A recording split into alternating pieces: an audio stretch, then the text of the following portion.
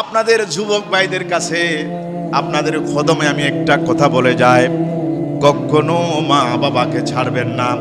মা বাবার খেদমত, সব সময় মা বাবার খেদমত করবেন। কারণ রব্বুল আলামিন বলেন, বান্দা তুমি নামাজ পড়ো, রোজা রাখো, হজ করো, যাকাত দাও।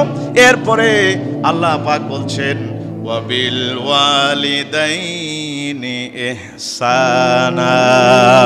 রব্বুল আলামিন বলেন, বান্দা তুমি আমার বন্দেগী করো আর তোমার মা বাবার প্রতি সুন্দর আচরণ করো। মা বাবাকে কখনো বলবেন না।